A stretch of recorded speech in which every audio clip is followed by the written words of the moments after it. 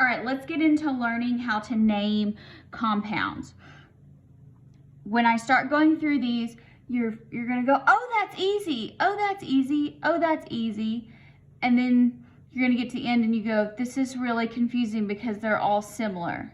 They're similar but different. So I'll try to point out the really key differences here. So when you name things, so this is where I'm giving you a formula. So I give you something that's like Na2O, and we're gonna name it because Na2O is not a name, that's just reading. All right, so what you do is you want to name your metal, that would be your cation, first. And it is always the full element name. So this here, in this example, would be sodium. Then you name your nonmetal or your anion second. And you take the element name and you add the suffix "ide" to the end of it.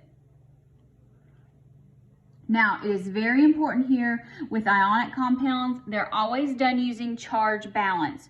So your subscripts in your formula do not matter. Only thing that matters are these elements.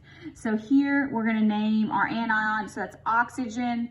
Oxygen, just kind of play around with it. Oxygenide, that sounds stupid. That just sounds weird. So how about oxide? So that's what it is, oxide. All right.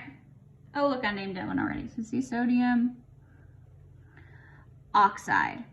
So again, the charges don't matter in the name because here you have sodium is always +1, oxygen always -2.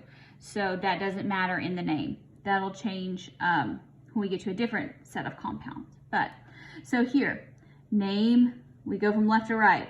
Ca is calcium. Cl is chlorine. So we want to get an "ide." So do we say chlorine-ide? No, we do not. We say chloride.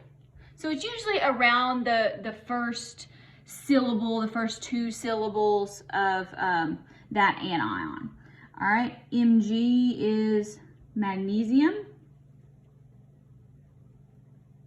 P is phosphorus. Do we say magnesium phosphorus? No. Do we say magnesium phosphorus-ide? No. Let's try magnesium phosphide. So you want to get enough of the element name that you know what it is, and then you put "ide" on it. All right, Ki. K stands for potassium. I stands for iodine. Do we say iodinide? Ooh, that sounds weird. All right, we're gonna say iodide. That still sounds weird, but that's as good as we can get. All right, BAF2. Barium and fluorine.